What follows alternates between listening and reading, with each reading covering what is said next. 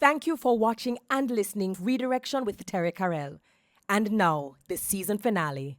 Hi everyone, welcome back to another episode. In fact, it is the season finale of Redirection with Terri-Karelle. I know it's kind of bittersweet. It's like, yeah, we're here, but no, that means that you won't see me every single week. But we're so excited because after all the conversations that we've listened to, we've learned, we've got the nuggets, we got the gems, we got the inspiration, the motivation, the empowerment.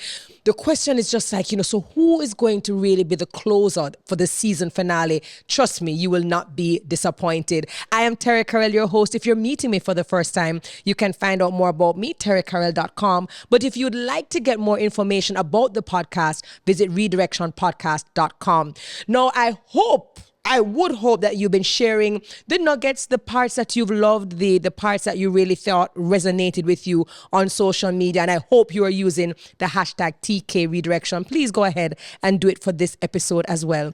The podcast is brought to you by MasterCard in association with Heineken 00 and Toyota Jamaica. Why? Well, because even though this is about rejection being redirection and there's challenges and disappointments, MasterCard reminds us to celebrate those wonderful, priceless moments that take our breath away. Heineken 00 always reminding us that no, you can. It does not matter how many times you fall down, just get back up because you can. Toyota Jamaica, thank you so very much. You have assisted I think 2 of our international guests. You collected them at the airport. You dropped them back at the airport. Thank you for the courtesy. Thank you for always believing in the inclusion, which is a part of the sign language interpretation that you see. But you're also trying to change Jamaica one hybrid at a time. And as a very proud Toyota ambassador, I will continue to say Toyota or nothing. Commercial Concepts, my production partners, you were here with me season 2, you came back season 3. Instead of getting like 4 cameras, I now have 6 cameras. I have Slider over here, I have Jib over here. We're going on with a bag of things. But everybody who has come into the space has said, listen, there is no team better than this one. So I just want to thank you for the details, the attention to details. Spaces, what can I say? You come in and you made this space feel like home for me as well as my guests. And I really couldn't have this beautiful visual representation without your contribution. Bresche, purposeful and prepared, and that is what a lot of our guests had to learn to become on their journey of redirection. Go Shore Couriers, the number 1 courier, my preferred courier. Thank you so very much for your contribution and for your support. And we can't talk about disappointment and hurdles and obstacles and working hard and grinding and becoming successful without really putting in the attention to self-care. And so Beauty Brands by MDS, thank you so very much for, especially for not just for your contribution, but Tree Hut, the line that reminds us that, we're going to take care, create premium skin, premium self-care. That's the life we're about. And finally, FHC Credit Union, you guys came on for the very first time for season 3, reminding us that financial literacy is important and that even though life gets rough, we still have to make sound financial decisions. And finally, Tony Aiken, I'm going to say it every single week. Thank you, thank you, thank you. You have made sure that every emotion, every thought, every idea, everything that has been expressed on this podcast, you have shared through sign language interpretation for our deaf community because we believe that no one should be left behind. So, all of that being said, the question is, who did we think should close season 3, the finale? And this person, I've seen her grow from strength to strength. She is the person who basically reminds us that we are not our circumstances. It does not matter where we come from. It does not matter who our parents are. It does not matter how dire situations where we have the ability to change our circumstances and to be better and to be more and to do more and to go outside of ourselves and to make impact on a very large level. Big personality. We're talking about bold, that when she sit down in the redirection seat today, everything I got turned over. You're going to want to stick around. You're going to want to stay for the season finale of Redirection with Terri-Karelle.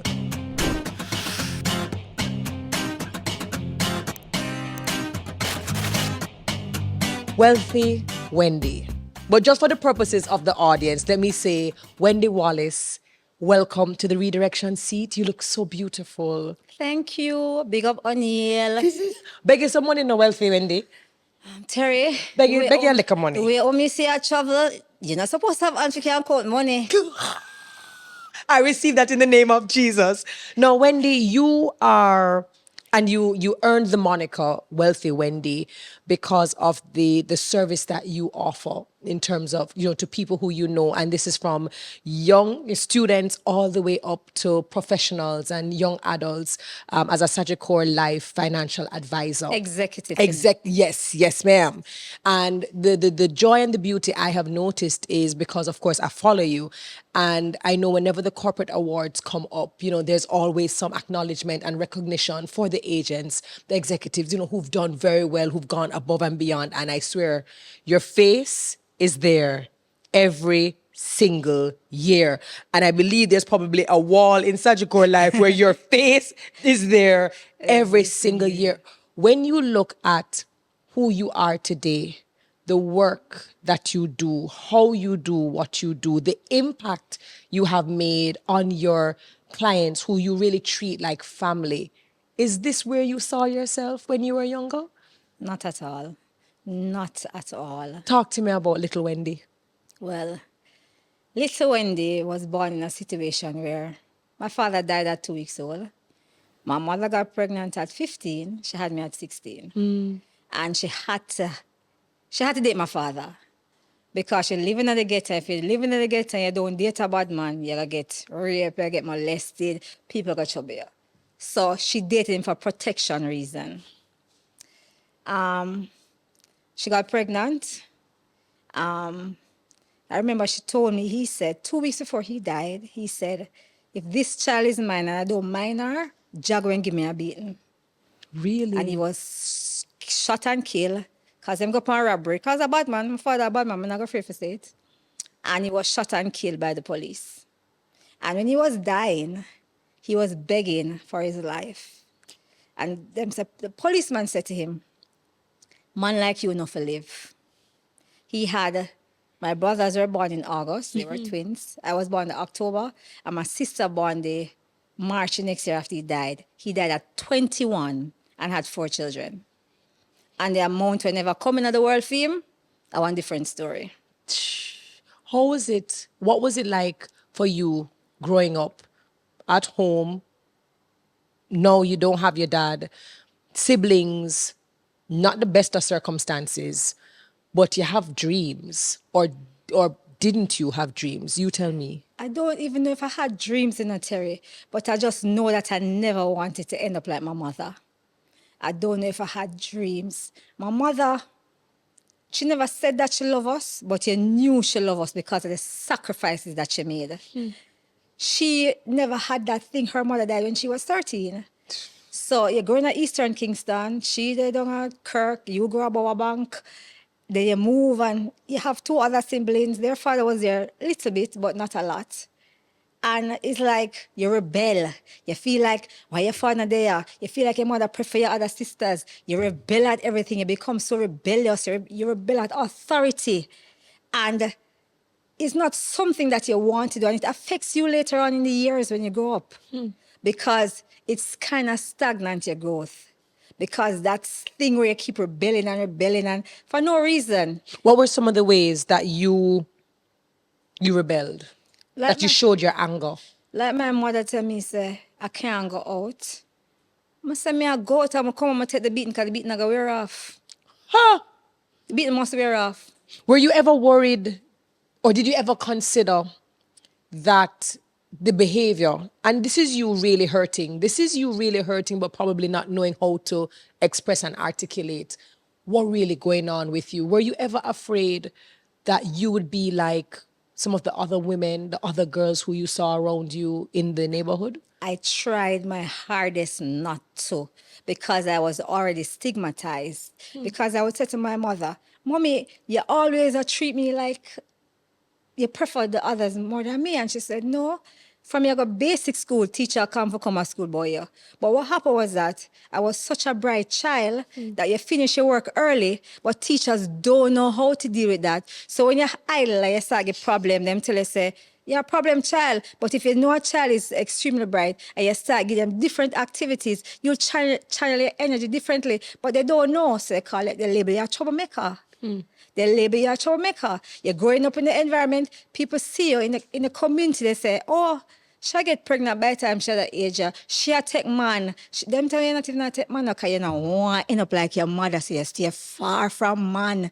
You saw people are coming, your mother come embarrass her when she borrow money from them and for sending you to school and for give a little lunch money. And you say, boy, I can't end up You like don't my want mother. this. Not at all.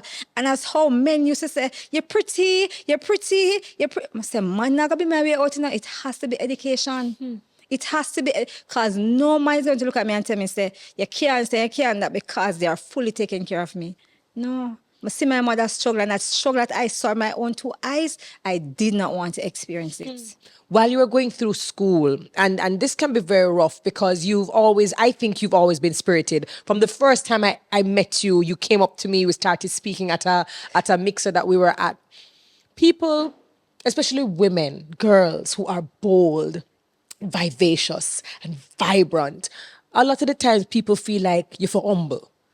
You have to humble yourself or them will humble you. How did you navigate your journey as a young girl, trying to find yourself, knowing what you don't want for yourself, but not having to deal with people and people mouth? Terry, up to this very day, I'm still a navigate. People mouth still live on you. It's like, I am just going to be me. I didn't know how to do nothing else but to be me. Them say me enough. Them say me this. When you're young, it affected you, you know. But growing up now, when people say enough, I say I be enough, people say I get you in a life. Because I'm not seeing nobody who on the radar really I get you. You have to be step out the way you want. So you enough, you talk enough in a class, them say enough. Them say you're a troublemaker, them say you're this. But your personality is so bold, them say you don't have no manners. But it's not manners you don't have, you're just so bold and you speak sometimes what is on your mind. And a lot of persons can't deal with that. Not just at a young age. Even when you go work for organization, you know, say 3 jobs them fire me from. Talk to me about those jobs. 3 jobs them fire me from. And why? No, I can't even tell you why. Because we had a operations manager when I was working at the bank. And she was very nice and she loved me. And they thought I was her favorite. And before me even get to work at the bank, you know, I remember having A-level exams the day they come for the interview. And I couldn't go for the interview because they can't reschedule A-level exams. Right, naturally. And I called lady and I said to her, you know, I have A-level exams. And she said, well, we'll call you whenever. Someone say 1 week pass and she not call me. So I called her and she said, we'll fill the vacancy. I said, Miss, if I fill the vacancy, that's never my fault. She said, well, the vacancy is filled. The worst thing that one could have ever done was to give me her name.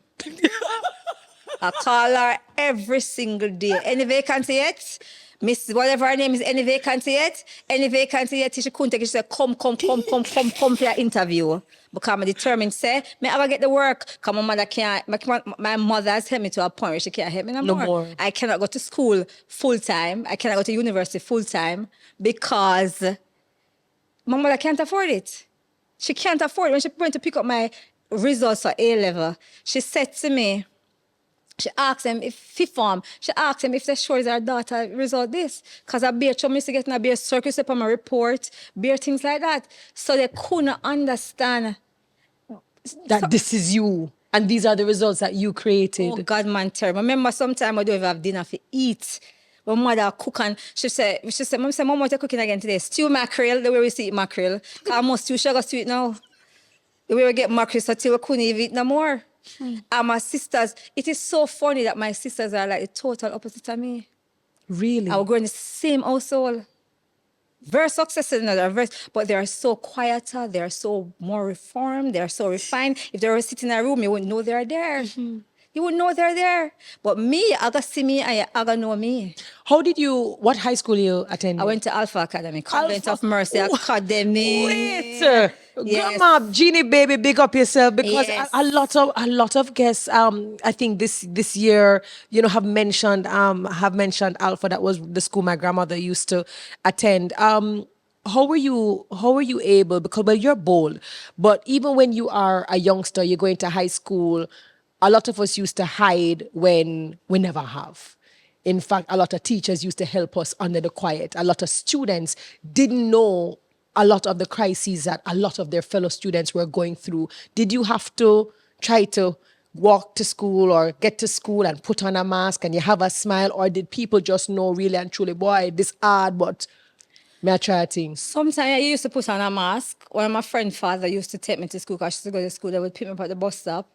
And sometimes he would give me lunch money. And I really appreciated that. Big up Mr. McLean. And I used to play netball and basketball. So I would go to sister and say, sister, then pick my pocket.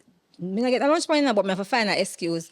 So she make them give me lunch. So every day, sister said, may I come to them pick my pocket, then pick my pocket. You know, oh, your pocket, so. Sister just say, get lunch every day. I can't bother with this. Until I reach to a point where when I get my lunch, in the lunchtime, and then when netball or basketball training finish, I go to sister, she give me a little cocoa bread and butter and cheese, and a little sloppy joe, a little orange juice and something. So they knew of your condition, but she now broadcast it. She just help you. You understand? Big up Sister Angela. She never say anything. She just help you. She just know when you come, she just give you something to eat and something to for your after school. To sustain you. Yeah, because teachers just feel like, say, you come to school, you're asleep, you're not doing no work, but they don't understand that when you go home, you study and you try for pass the exams and all those stuff, because every minute them sending a principal office, every minute them this, because you're outspoken, you're this, you're that, yeah. And it's funny because even what you said, there are a lot of students who fall asleep in school, people, and they're labeled as lazy or not wanting to pay attention. And, you know, it's as I got older, I realized because some students are going to school hungry, like Right. never eat breakfast, never eat dinner the night before, or if they even have a little bit, it's not enough to keep them alert and awake for the entire day. So it's understanding that not everybody is coming from a privileged background. Not at all. And it is trying to understand, how can I understand this student as to why they are sleeping, why are they acting out? But it's always interesting that they're helpers along this journey. And usually whenever people come and sit down in the seat, they mention the people who stepped in even when they weren't asked, because they realized that there was something that you needed and they were there to help you with no strings attached. None at all. Not asking for anything, no ulterior motives. And I don't think many of us would be who we are today without people really giving us a chance in life. And that is one of my things that I want to do, is give a lot of people a lot of chances, because like mentors, when me a big woman, I know about mentor, I never know some never exist. When me a 30 something or them age, that's the age, 20, maybe 20 enough, 30 little bit. I know about mentors. Boy, them something I did when media grew up. I never had it. My mother was like the only role model. You see people and you say yes, and like, you know, if people say, you're pretty, you can enter Miss Universe, you don't have nobody for guide you, for tell you how to do certain things, because you come from the ghetto, you're living at the ghetto, there's only certain people there, you go alpha, you graduate, you go work certain place, the people in the workplace will fight you because you're so outspoken and because you're who you are, and a lot of persons can be outspoken as they want to. So they find a way to fight you, they fight you down. I remember them carrying go head office in a meeting, well, first they might fire me at the bank. I'm say, okay, no problem. But got the next workplace at Air Jamaica, and I work over maintenance, but I was a budget coordinator. Really? Yeah, I used to do budget for all the stations and present to the president. I was a budget coordinator. But then, always over the airport terminal, come up and down my friend, and I say, oh, I got foreign, I walk up and down the customer service, because I'm not a person I can keep still. Right. I love walk up and down. So them say, even though I will stay at work until 12 o'clock at night, because I like to work late and do your work, it was still a problem for them. They're not looking at results, they're just looking at you, not sitting at a desk where you want to sit and just sit down. And that's not me. That's not me. Were you ever frustrated by not being understood? Yeah, man, trust me. A lot of times. Even high school, them say, you're just asleep, so forgetting that I do netball training on Tuesdays and Thursdays, and basketball on Mondays and Wednesdays. So by the time I reach home from school and I bus me a take and I drive my have and go home and forget up back in the morning to come to school, I'm tired. I remember going to sixth form. Me and my friend was automatically when I go to sixth form, I get a prefect badge. Yes. Me and my friend are the only two person never getting a prefect badge. We are the only 2 sixth former who never get a prefect badge. And I remember going to that interview and the gentleman nearly drop off him chair and laugh off of me. Why? Because he must say, why me not go with him there, go work at one bank? Why me I come for interview for, even though I had the qualifications? But because of your behavior and them feel like say whatever, you go to sixth form. A teacher turned to me in a sixth form, upper sixth, and said, you get FFF. And you know what the F mean? Not friendly, not the F. Wow.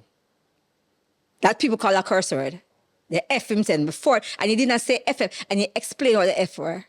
And when I passed my A-level subjects, the man said, defy all odds. I said, really? No, but he's absolutely, he was and is out of order and disrespectful. Because them look at you and just judge you. That's what a lot of people do. Judge you and put in a box. I remember when I spoke to you, I remember I said it to Alicia Moulton White, and I said to her, them say, nobody never ever take me serious because I don't speak properly. That it lit me. And she said to me, say, don't worry, you're an excellent communicator. And I remember I said to you, I said, don't let anybody ever tell you that again in life. And because you're working at a place, you're doing well, but people not using you to put you on a platform to speak, you win rookie. Nobody not use you because them think you talk bad. But so you might get the results, but you're still not the mold. You're not the model of what we believe corporate should sound like. Right. I'm not that person. But I can tell you, once I go in a room and I'm going to do a presentation, people might look at you and hear you speak and turn away. But 5 minutes or less into your presentation, everybody is at attention to what you are saying. Because my voice and the way how I speak commands it. Commands it. So a lot of person will put in a box. People see and say, she ain't nobody. You should talk. They look down on you. How do you push through? And the reason why I ask this question is because not everybody will have the confidence. Not everyone will develop the self-esteem. Not everyone will have the village and the support system or the mentor who will say, listen, fix your crown. It has slipped. Fix your crown. How did you manage to push? How do you manage to continue to defy odds even though people are still putting you in a box based on where you come from, based on what your circumstances were, based on the fact that no matter how well you do, you still do not represent what we believe the perfect, refined corporate image should be? Boy, Terry, you just have to want it for yourself. You just have to want better for yourself. And I tell people, say, you see, poor, them say poor is a state of mind. But sometimes it is a state of mind, but it's also a situation. It is what it is. So you try to take yourself out, you motivate yourself. And one thing for me, I don't stay down long. So if you say something to me and put me down, I'm not going to stay down long. I come out of it quickly, very quickly. You understand? So for me, I try my best to just be myself. I be who I am. I don't go around somebody and pretend to speaky spokey. And I will start speaky spokey, but I'm not a speaky spokey person. I'm not that person that you're going to get the standard English from all the time. But you will deliver. But I will deliver. You see, in life, I can tell you something that hurt you as an adult. You speak about it all the time, being disciplined, being consistent. Terry, up to this very day, I struggle with being disciplined and consistent because I didn't have that quality growing up. So now you have to be disciplined and consistent to achieve what you want. Sometimes it is so hard for me. What are some of the things that you had to teach yourself, will on yourself to try to be more disciplined? Like, what are some of the active things that you are like, all right, this is not my strong suit, but let me fix some things? What were some of the things that you intentionally improved? Well, you know what I did? I read books. I read a lot. I seriously read how much books. I follow a lot of persons, but not a lot of persons I listen to. So you see, sometimes we follow the hype and everything, and the hype don't take you nowhere. You have to follow substantial people that can help you to lead you, because some of these people you'll not have access to. But by just looking at their lifestyle and what they do, tell the way how you disciplined and consistent, it's not normal. Thank you. It's not normal. I can tell you something now. My sisters and I grow in the same household, and they are disciplined and consistent, which means that they have achieved so much more or so much further. They're younger than me, but they are so much further because of their discipline and consistencies. And their husbands are the same. So I will lean on them and I look at them, for example, as a point of reference. As a point of reference, when your baby sister for your school about something, it not feel good, you know? It not feel good. But then you remember where you're coming from. You remember you're up at you at the exam, and the lady tells you, if your school fee not pay, you come take it out of the exam when you're doing my MBA. And the lady walk in the room in the exam, and the woman come find about you. She tell me, she take me out to Terri, so I start sinking at the chair. Me start sinking at the chair, like it's one the real one find me, she couldn't find me. And it wasn't me she come for. But when you look at those things that you had to go through to reach where you want to reach, to just say, you have to achieve this. Why life insurance? Because you impact lives. And I think something that stood out to me when we spoke is that you are extremely real, exactly how you are now, which I think is what appealed to me. And you were just like, I am not here to just sell people policy and just try to meet a target or try to meet a mark or a goal for say, yeah, tick. I really want to understand where you are now, where you want to go, and how I can best advise you to get there based on what you are able to do for yourself now. And I thought it was very simple but very profound, considering we know a lot of people just in life. It doesn't even have to mean in the financial services, but just in general, people use people. And that's about it. You get what you want, you keep it moving. So while you are trying different jobs, right? Because you say you have to work. There's nobody else for you to depend on. You've already made up your mind that you're going to be as self-sufficient as possible. How do you transition from the first job, the second job, doing different jobs to finally becoming a financial advisor? You know, I never had no interest in becoming a financial advisor. Because I was at a sales job at Salt Petroleum where I was getting a good commission. Yes. Because I used to sell oil. I was getting a good base salary plus commission. And I remember going to the insurance industry. This lady at the gym said, you know, your personality fit insurance. I said, when I tell me my personality fit. I'm not interested in that. I'm not interested. Because when I went to do my master's, I went to the finance. And one lecturer said, no, your personality fit marketing. I'm a jump on to do marketing. But I went back and did the financial concentrations because that's the only thing I knew. So she keeps saying to me, so she said, every minute the lady come here, miss next week, miss tomorrow, miss pure excuse, till I eventually went and met with her, Rachel, that's my unit manager. Yes. And I said, I have to leave my work. And she said, no, you don't have to leave your work. You can, in your pre-contract, you can do your job and just go and see how you can do it. And you see, service is a very important thing. I went there and she asked me how much money I want to make. I'm going to tell her, which is a lot of money because I know I love the money. At the end of the day, but want to live a real good life. Yes, why not? All and don't look good. No, you cannot struggle in a life and then come struggle in your all. It not look good. So when she tell me, I'm going to say, all right, I will just start run with it. And I went back to my clients from my old job. And a lot of them had life insurance because these are business people. Correct. And they said, Wendy, we are going to buy something from you because we want to support you. Just for support. My sister supported me. My family supported me. My clients supported me. Some of my friends support me, some never, but that's fine because not everybody going to come on a journey with you. And I joined Sagicor September 2017. I did in 4 months, something that has never been done before. I won Rookie of the Year for the entire company. I did 150% of the targets. I qualified for $1 million round table. And it was like, wow, where did this girl come from? Even after that, a lot of persons say, oh, one day, wonder. Yeah, man, fluke. Yeah, she's full job. She's full job. She can't maintain that. And from that first year, 2017, when I qualified for MDRT, $1 million round table, I've qualified every year since. Every single year. And I tell people don't buy insurance, people buy people. People have to like you, or you smell, or you carry yourself, or you communicate. You go to somebody, them look at you and say, you're just doing a transaction.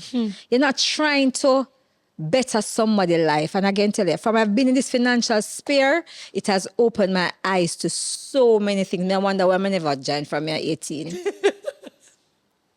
Financial literacy in Jamaica is so lacking. It is not even funny. And for me, I target everybody, but for the young persons coming up who don't really have any children, understand, or you have one child, or you don't know what to do or how to do it, I tell them, so I'm their one-stop shop. I sell life insurance, critical illness investment. But if you want a loan, you call me. If you want a credit card, you call me. If you want anything, you call me. You're in the business of service. I am in the one-stop shop. My clients don't have to go to customer service to get an encashment. They don't have to go over there to get a claim. I do everything and submit it for you. On my way here, a girl sent me a letter. One of my clients sent me a letter because our company is offering an addition to our health card. She sent me first to ask me if she would take it. So anything my client do, they have to message me first. If I do an investment, Wendy, does this make sense? Because it's a relationship that you build. You call them for their birthday. Because why? I might be the only call some of them get. You realize that you didn't become a statistic. It is very easy for all of us to believe in the narrative, and the numbers don't lie, that girls who come from an inner city area are much more vulnerable than any other girl. Girls who are born to single parent, if we were going to even make it more compounded, is single parent, inner city, by yourself, chances are you drop off on the wayside. The world are going to beat you. You do understand that you are in the minority. And I know that you've always wanted to have the platform where you could say, hey, I know it's rough, but this is doable. How do you use your platform, your redirection of sorts? You never asked for the life you were born into, but certainly you took it upon yourself to make your life different. How do you use your platform and that voice that God has given you to pass it on? Anytime I'm put in front of an audience, and I love when they come to schools and stuff like that, I ensure, you're not going to change everybody, you know, but if you can change one person,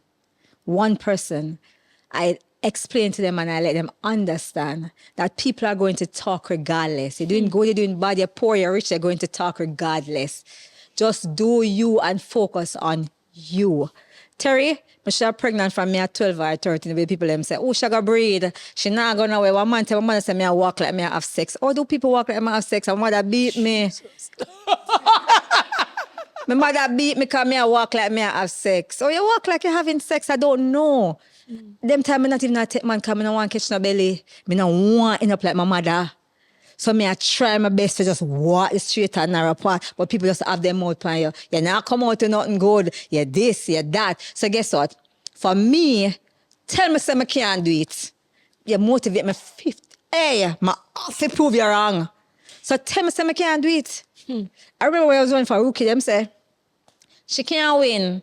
The man they too far from her. She can't win. What you say? The worst thing you make me do a pass him out in November. Remember say him there from January now, come down here and me just join September now. When I pass in January, you think him gonna catch me back?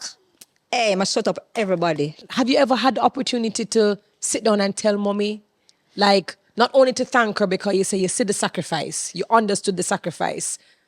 You might have been rebellious, but you never mean anything by it. Like, have you had that conversation, or has she told you, boy, like, I'm proud of you? No, she never tell me. Every time I come in the paper, she want the paper. Every time you couldn't tell me, say I come on TV, you couldn't this. My mother is a real hero. She had a real big deal. You see, if you look for my sister, them and whisper them come from how all them do good.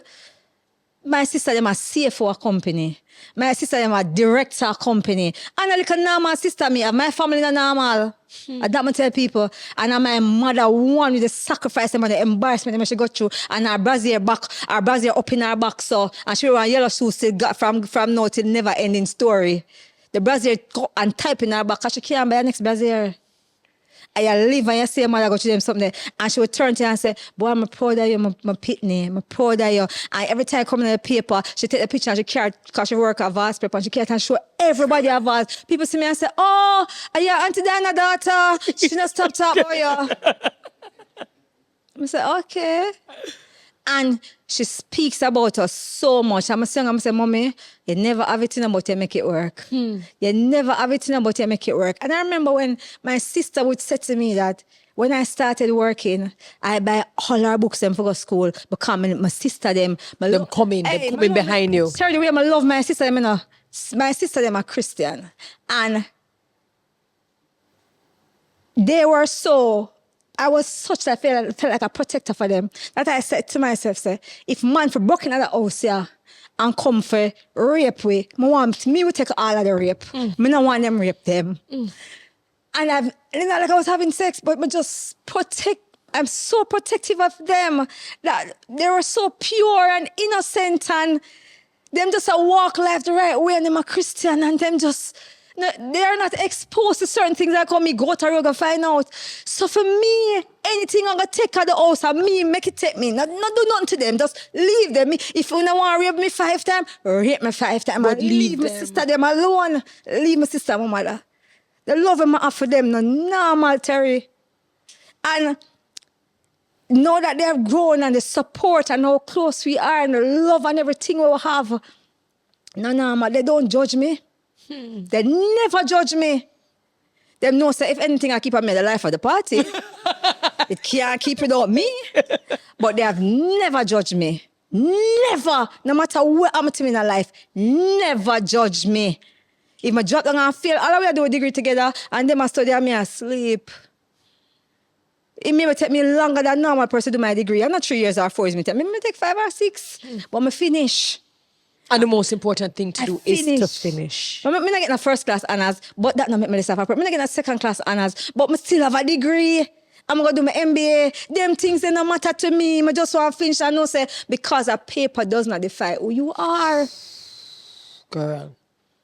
It not define who you are. You see the way how you relate to people. And one thing I said to my friend yesterday, you realize I get people together. She said, you know what, you're a connector of persons. I said, I forgot add that to my title, connector of persons, because I realize I connect a lot of people together. You do. And Terry, when you do something from your heart, and you have a natural love, and you be yourself, you just have this down-to-earth thing boy. You see, when you sell insurance and them something, they come like nothing.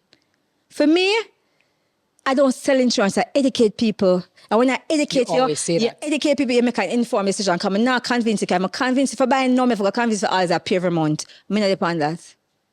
Do you feel, is it more pressure? And this is a real thing because you work hard to become a master or the greatest you can be in a particular field, industry, whatever it is you're doing. And you get to that pinnacle where it's like, yes, you do the thing. And you maintain this high level of excellence year in, year out. Is there added pressure to maintain it? And if there is this added pressure, how do you deal with that pressure? There is pressure because you have to, as an executive advisor, you have to qualify every year. You have to requalify, you don't keep the title. So you have an office on the 5th floor when you're at Auburn, and you have to qualify for that office every year. So you don't want to go back downstairs. You have to earn your keep. And it's not, and that is like top 30, and it's based upon how you get paid. So you have to work for it. So sometimes you get flustered, like in a middle, you're not reaching away, but you just say, God, you have this. You say, God, may I tell you something? So I get a phone call here, may I have a rough week. Like a week ago, and I said, Jaja, what is Father Jesus? What is, like you feel like the earth underneath you open up and you go drop. Because I'm telling you, you can't reach a pinnacle, but you can't come right back down. Yes, girl. I'm going to tell you, when Alex called me, I was standing in Sagicor Bank. I'm going to say, Alex, you come, I can't have a crime. I'm full of water. I'm going to say, oh my God, because nobody could have tell me, say, me I got on redirection stage. Me I watch everybody, so I say, yeah, that person nice, that person story nice. And I say, Jesus. And when Alex called me, because remember we were talking about something else. Yes. I'm going to think of that Alex called me. I'm going to say, all right, Terry, finally don't you have now. She's ready for the way. She's ready for the And Alex said, we're inviting you as a guest on the redirection stage. I say, I want to fool my eye nose not coming like you want to run out of my nose. Me, I tell you, say, on a normal thing. And I feel so honored to be here today because I was, when O'Neill was doing my makeup a while ago, I said to him, O'Neill, if my story can change one person's life, I would have made an impact. Because you can't change everybody. But if you can impact one person's life, the way you live your life daily, you don't even know who you impact. Like sometimes some things, there are little things that people do, like they're telling them some little things that you. Sometimes you pick up some little things from you and you do it and you realize, it's not hard to do if you just do them something. You go in a room and you say good morning to somebody and the person just a smile. So small things. And I'm so easy to talk to people. Like, it's not hard for me just talk to people. And then your client them get to love you and them turn friend, everybody feel like you're my friend. And the relationship that I build is one for keepsake. Yeah. And you have to be remembered for something. Where you gonna remember for when you pass? Oh, she used to dress up and she's so nice. That I don't remember for them something. What do you want to be remembered for? What do you want your legacy to be? My legacy, I want to change so much people's life. I want to have something in the pipeline. I'm not going to talk about it yet. But when me done, the financial landscape is going to change off this country. Hey. Trust me. If I knew what I knew when I was 18, all of us could. It's not easy to get rich, Terry. It's not hard to get rich, Oh, cause you just say it's not easy to get rich, and I was like, yeah, but for real, it's not hard. It's not hard to get rich. So you think there's a big misconception where where wealth and richness seems really far-fetched, or sometimes even growing up, I used to think that, boy, you had to be a certain type of person who came from a particular place to enjoy the riches. In fact, I never even know I wasn't rich. I didn't even know I wasn't even middle class. Going to prep school, I never knew this. I used to take the bus from Portmore to go to St. Andrew Prep. I never know. Is when I got through for Campion, I taking my bus from Portmore, go to Campion. That is when I realized that people have driver. I didn't even know that was a thing. I never know there were people who had persons who came and dropped them off and picked them up. I didn't understand the concept. And then you kind of just assume that that's reserved for certain people, and that even if you work hard and you do well, you don't necessarily connect wealth and richness with you. Maybe successful, right? Not wealthy. And that is something that I think a lot of people, depending on how you're raised and the education and the financial literacy in your house, if you don't have it, it's much harder to accept that concept. Terry, a whole heap of people in Jamaica struggle. Like, them at work, but them a struggle. Like, some people prioritize for go have drinks and show people for post on social media. That can't be the case. Because when you reach 60 and 65, and you don't have no money, I feel like say you contribute 5% of your salary to pension, and your company you contribute 5%. And what about the persons who are not even contributing to a pension? You see that 5% there? The average person outlive their pension by 15 years. Now you retire at 65. You retire at 65 and you are contribute just a mere 10%. Yeah. At 5 years, the pension is going to last a fine. And now when you have diabetes, arthritis, every sickness that take you outlive your pension. So what's going to happen to the 15 years? The Bible say you must leave an inheritance to your children. It never say you pick them for come look after you. We look after our parents because we love them and because we care for them and because we can. A lot of people are living and can't achieve their life goals because they're looking after aging parents that maybe was not educated enough to make decisions. Correct. But the only they are now and only know better and still not the better. Poof. You see enough people when you go funeral we talk about rest in peace. Enough of them not rest in peace. They rest in pieces. Because them children is here and the lifestyle just completely changed. Why must I die and my child don't live the same life that I would have envisioned to live here? Because I never made the preparation. Oh, I'm not in the life insurance. I'm them find money and bury me. You're selfish. I go here for go. You're selfish. Me a government to keep your body. Come now look for you. And it's something that we talk about. We don't necessarily call it black tax in Jamaica, but it is called black tax in the States. And it is the fact that people's plans are their children. The fact that there is no plan, there is no preparation. And there is also the idea that because I sacrificed, because that is a guilt trip as well. I sacrificed so much to give you. So you are obligated to give me. And so you when me hardly I make it, when me barely I make it, with my two pitney them, me obligated to look after you too. While you know as a parent see this, and you can make a better informed decision. So when you retire, you can go on your cruise, you can put in your veneers, you can go at least also have them a basketball and them someday. You can live a good life there, and your children will give you stuff because they want, not because they have to. We need to teach the children to start save from them first paycheck. No, I talk about the 10% pension. The government allows you to save 20% of your pension without tax. I know your pension comes before tax. Yes. Somebody said, I can't save 10%, 20% of my salary for pension. I said, okay, you pay 5, your company, you pay 5. Every year, you increase it by 1%. 1% is nothing. Yeah. If you look at it, It's insignificant. It's insignificant in terms of as a money. queen to reach to 20%. What is the fight? What is the fight? And the reason why I ask you is because I know how you deal with people. You deal with people on a very real level and you go grassroots. You meet people where they are. And so I think you have a very good understanding of what people's motives are, that there is more information now than anything else. There are more financial advisors and experts and certainly access to information that we never have when I was growing up. And yet you say people are not making better decisions. Why? Because them a live for the gram. Because them a live for people. People, if you look at some people, them waste much money on credit. And at them I talk to people who really and truly don't even like them. And I impress people who don't even like them. Why? If you look at taking out a life insurance and say, how much for your party? $350. At about that, after they say $300 a day for your party. 300 times 5 hours, 1,500. 1,500 times 4 hours, $6,000 for the month. You can buy a party a day and use that for your insurance, $6,000 a month. You start which way you can start. The important thing is to have something, I ask a guy a question. I say, if you right now get a critical illness, get a stroke right now, where the money going to come from? Where is it going to come from?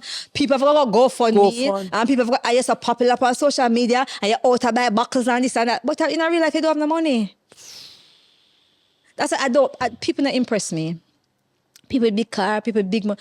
I'm standing in front of too much people where, yes, the reality is there. So you can't, people don't impress me. Is it because people are, I'm not going to say short-sighted, but because money and having money is very physical, it's tangible now, but money that is supposed to be sitting down and helping us 20 years from now, 25 years, it's just hard for people to fathom the intangible. Like, that's crazy. Because some people say, I don't know if I'm going to live so long, but what if you do? Gotcha. What if you do? I'm not ever put all your money and just work and don't do nothing, Balance. Priority. Because you see me, you know me, I go to my gym, I go to my party, I go to my vacation, but my balance. Because at the end of the day, I save a certain amount every year. I have to increase my savings by at least 1% every year. Because it's a 1% that have compounded interest. People don't understand the power of compounded interest, It's interest on your interest. You see, when COVID happened, what people lose them house, what people lose them car, because they were not prepared. They don't have an emergency fund. Oh, you cannot live and have an emergency fund.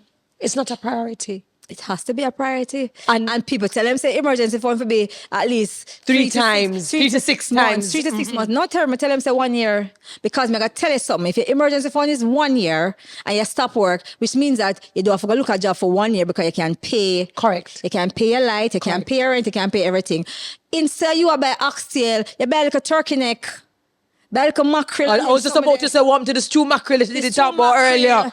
The dirty girl, you understand? And the cabbage and corned beef or little white rice. You know how mackerel Corned nice? beef expensive. You know how mackerel nice when the steamer come out, eh? Yeah. The white rice. Jesus Christ. And like a pepper in it, like a green pepper scotch on it. No, but Wendy, what you're talking is true. And I had the opportunity to be a keynote speaker, a headline speaker for a particular event.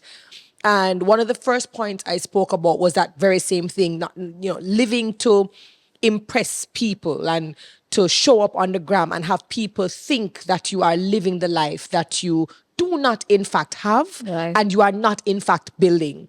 And I said, when COVID hit in 2020 March, for me was going to be my biggest year at the time.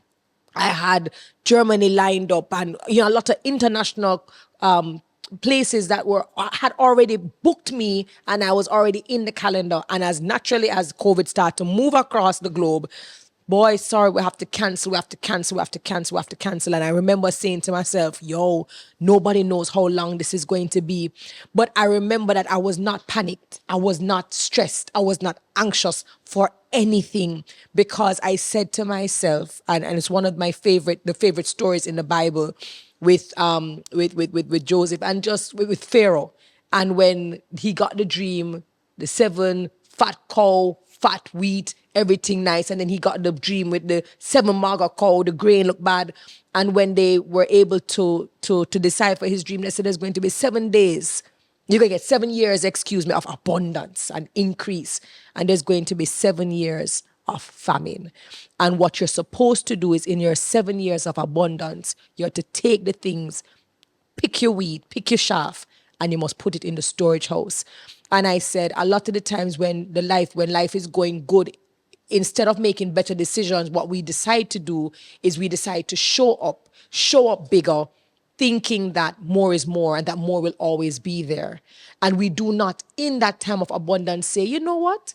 Maybe it's good to store, to save it. And I was so happy that I say 1 month come, 2 month come, 3 month come, 4 month come. I see banks giving people breaks and telling people, all right, you don't have to pay. And I did not change any payment plan that I had. I didn't have to go in and write any letter. And I said, it is simply because of the discipline, the consistency. And not even that, the stickitivity. Is that word there? Stickitivity. Some people can't stick to some things. I struggle with that sometimes because you want things quick and fast. So you do something, it not happen right away. Suppose you decide, say, well, COVID come, I can't bother with this because I get big cancellation. You turn it around. You start the online. You make it work for you. And you are now bigger than ever than before COVID. What I thought was going to be my biggest year was nothing in comparison to what came after because of the plans and the preparations that I put in place, even when life was going good enough. Right. So you see plans, preparation, consistency, discipline, stickitivity. A lot of people struggle with that something when you name stickitivity. You go to work because you want to go to work. People will tell you, say, I not make no money when I can't pay no insurance, I have this and I have that. But when you look at what they spend money on sometimes, I go eat every month. You can't afford it. Where you go for? Where you go for? I have helper when I make no money. And call and say, Miss Wendy, my premium will come out that month. Oh, I can't go pay it. Because them know them have them children. You understand me? I say, my mother never understands certain things. My mother might not can make me become a millionaire or give me generational wealth. So what me do? I take out the insurance here. It might not be for me, I might give our grandchildren. But at least when your parents pass, they become an instant millionaire. My son, when me pass, we get a nice sum. But I tell people, I will not give my child any whole heap of insurance money without education and a value system. Because anybody song pan corner go so, nah get my money. That's what me are. Every day, sir, you have to have an education and a value system because you will get the insurance money and it will waste. Squander. Back to zero. My child supposed to come like people who own KFC, who own Sanders, who for grandchildren don't ban 100 years from now, but they're going to be okay. At that. So me really dead, me can rest in peace and not in pieces. Not in pieces. They're mad. Them not understand. And sometimes, you just want to have a conversation with them, just to educate them. Just to educate them. I'm not force you, I'm not tell you what to do. I just want, I have a plan of work already. You work at a place for 10, 20 years and you leave that work. The insurance and things don't go with you. So you have to take out your own plan now, which is going to be 5 or 10 times more expensive because you never take out your individual plan. I tell people, you lose your job, call me. You're struggling, you get a pay cut, call me. Let me see how we can reconstruct reconstruct your insurance. How we can readjust it for insurance. Say it go back to something you can afford, and then when things start go back up, we increase it. When you look at yourself in the mirror, no, differently still. And I mean, I see you talking and you talk with so much conviction, and I know you know who you've helped.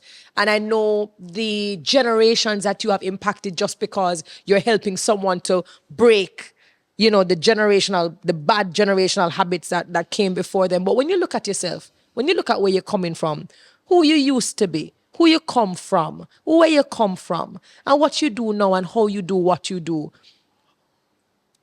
what word describes how you feel about yourself? Boy, I've never thought about it. I'm just looking in the mirror and say, God, I thank you.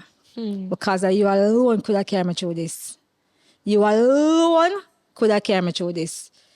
God knows, say, I know little things I try to make money. Like you try, you fail, you try, you fail. You hustle, you this, you that, you fail. And no matter how you try hard enough, you'll never be good enough for some people. Never. They will never look at you or never recognize you or never recognize what you're doing and say, good job. Never.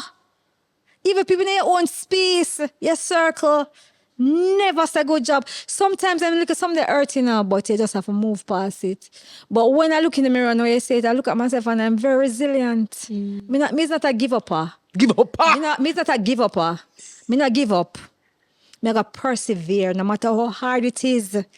And when you can motivate your circle around you, your friends, your everyday friends, Yes. you know how to motivate people out the road. I agree. Because you see your friends, sometimes they're the hardest person to motivate, you know. And you're not motivating them by speaking to them, just your actions and just saying one and two things to them and just pushing them and wait name there. Me not stay vexed so long. Every morning I get up and tell myself I'm going to have a good day. I went to a seminar and the lady, I don't remember what her name, she was at JPS and she said affirmations every morning from A to Z. I'm going to start follow her and do it. I never used to like read, but I have to start read. So you're pushing yourself to be better. Look here now, them said the world's richest CEOs in the world read how much in book. So I want in that batch there. Anything we good that batch them I want in. Anything we go on at that or whatever I need to fix and do, me I go do it. I'm not perfect. I'm going to fall off. I'm going to itch just so you might see me in one low time and say, watch her, she did really short talk about this. Don't use and judge me. Because we all have a bad time. We all have a look at down days. But people say one thing or know one thing and try to throw you under the bus with it. Don't do that to people. Yeah. But you know how it's hard for people to build up themselves and just one little something put them and just throw them right out and the whole universe start running it. Yeah. They don't even know from a tin of paint and them start running it. So let me ask you this. The ebbs, the flows, the negativity, the positivity, the labels, the ones you choose to throw off, the people you've had to filter, the things you've had to receive for yourself. What to date is your most priceless moment? Having my son, that is one. But other than that, We don't always want sticky in two, you know. All right, we're going to give it a son. yeah, my son. Other than my son.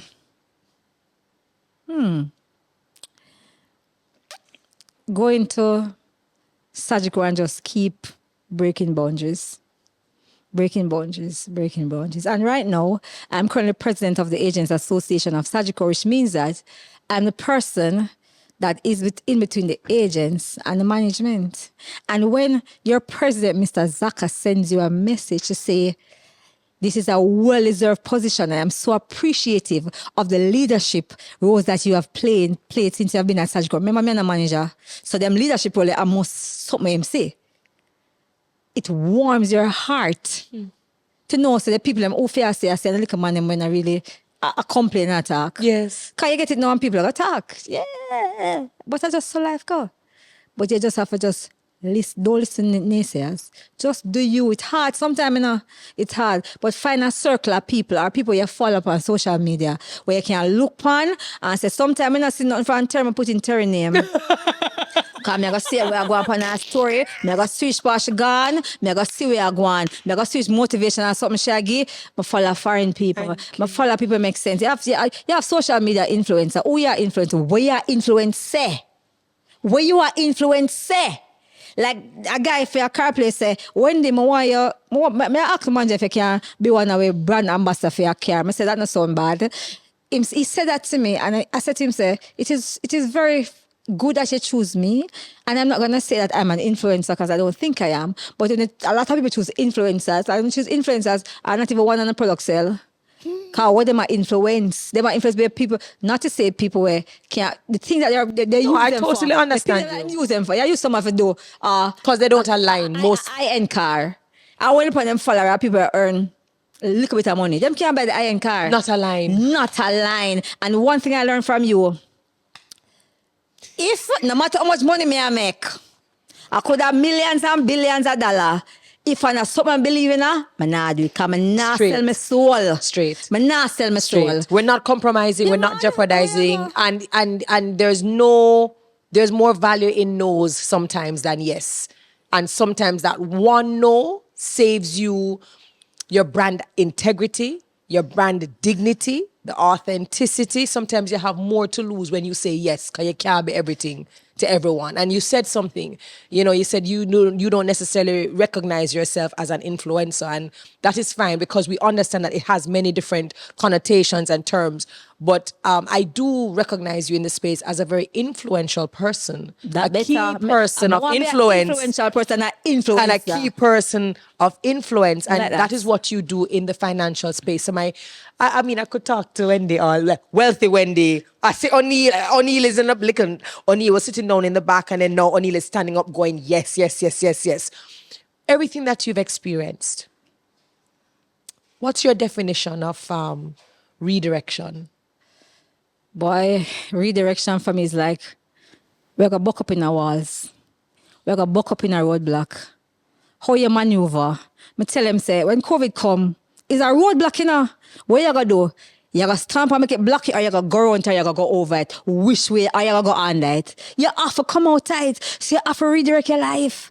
You go to the party and realize, say, I'm not like that profession I'm in, You can't change. All when you're 55, you can't change your profession. Straight. No make nobody define you, but when you are pitting a group, you ask them, what you want to become? They don't. I know when them reach 15 and 16 and them don't know. I say, you see them, they don't have to know at that age. They don't have to know at that age. Them can't know when them at 25, when them reach college. It doesn't matter. We must stop limit people. When you buck up in a one wall, you have to find a way to go over, under. You can't go through it, round it. You have to find to redirect your life. Because a lot of time, you have to redirect. And a summer fair go, me have to redirect. And a summer fair go, me have to redirect. And in the financial space, we have to redirect our life to ensure, say, we set a future for our children. We have to redirect our life to ensure, say, we live a good life when we reach retirement. We not fear, please I beg something. Like, and I call people say I call, I must have money share look. Not be that person to nobody. Not be that person to nobody. We not go rich, but I tell yourself to start save from our investment when you're 18 years old. We have a lot of wealth that we live will be so wealth. different. And it's going out, go eat every minute and go eat because you want to post on the gram and this hotel and this will travel. But not so enough to do it. But 3-4 times a year, when your salary can't afford and you live paycheck to paycheck. Balance. You listen, you step on hold, you mash only back on. But I thought it was absolutely necessary for you to be here. I think you are a truth talker. I think you are somebody who, filter, you don't sugarcoat things, you don't pretty up things. You want people to understand at the most basic level what you have seen, what you have learned, what you have observed, what you have heard, and you are saying it is not too late to do better. I remember, I just 2017, me going in the financial space, So before that, I waste money and do things with money, I never understand, as much as I have MBA, But when I go to surgical, I start understand certain things. I'm say, all right, redirect. Them say me have to save 40% of my income. If you want to retire good, you save 20%. If you want to retire good, you save 40%. The government only allows you to save 20% without tax through your payment thing, through your pension plan. So you have to find a next way for invest the other 20%. You're not going to start at 40. You can start at 25 and then increase every year. Tell me, as a financial advisor, I rather sell you a product when I make the money off of, I know it's your need and it's going to benefit you, than sell you a bag of product when I know you need and make a bag of money off of you. That's not my thing. That's not my thing. It's not about the money. It's about how you impact somebody's life. And sometimes somebody start with one thing, and when you look at them start with $10, or you look at them there, $500, $600, $700,000, and then that person connect you to so much other persons that you wouldn't have met any other way because you come through that person. And you started at the level that they could. I'm not tell a little bit of money from me. That can't nothing. Itch you up and catch you up. Because I sell combo deal, I not sell life insurance or critical illness. I not sell I have to catch a little savings on it. So I give you a combo, like a savings, life insurance, critical illness. If you come to me and say you just want an investment and have a life insurance, and you have kids, go find next advisor. Me not the one for you because you are telling me where you are. Me can't advise you. I'm a financial advisor, which means that I'm an expert in my space. These people who are working in this studio, they are an expert in their space. So me couldn't tell them, say, set the camera that way, turn the camera that way. I couldn't tell O'Neill, say, O'Neill, put the concealer over here, so. O'Neill is an expert in his area. You are an expert in your area, Terry. You know how to speak. You know how to prepare for a speech. Me not reach the level where you reach. Eventually, I'm going to reach there. Of course. But I don't reach there yet. So I have to stick to him and know know. Yeah. And I'm going to one space and I don't know. I listen and learn. So are we just going to drop the mic there? Right, that's a girl. Right, there's a girl. I couldn't have thought of a better person or a better way to wrap what I think is the nicest season. Like last season was great, but season 3 has been absolutely phenomenal. And I think we needed to drop the mic on it. I think we needed to say, Redirection with Terri-Karelle, season 3, we are out. That was Wealthy Wendy. And on behalf of the crew and everyone here, we just want to send you all the courage, all the strength, all the love, all the regards, because as you continue to change lives, it gets harder, it gets challenging. The higher you climb, it gets harder. But we know that you will push through, and just know that you have an entire village around you to support you and to continue telling you, go for them, show them. And I can say something. You see, from Terri-Karelle endorse you, she not endorse everybody. So if she endorse you, it not normal. So they can just eat me up. Wealthy Wendy, Wendy on Instagram, but now play with you. We will set the financial future right now. So normally you'd hear me say, guys, we will see you next week. But you know what? This is it. This is the season finale of Redirection with Terri-Karelle, season 3. And I just want to say big up to all of my partners, but in particular, the crew that is here, Commercial Concepts. Thank you for the impeccable service. Every single guest who has come in has said, you guys are attentive, you are wonderful, you set the tone, you set the pace, you set the environment, we play with gospel music. Everybody's just like, we never want to leave the studio. And Tony Aiken, how could we do this without you bridging the gap and making this podcast not just the #1 podcast out of the Caribbean, but an inclusive podcast. So until we see you for season 4, like, share, review, comment, please do what you do. Don't be stingy. Subscribe. Rewatch the episodes. And definitely share this one. We are here to change lives. We are here to impact and influence positively. So until next year, thank you for making it Redirection with Terri-Karelle.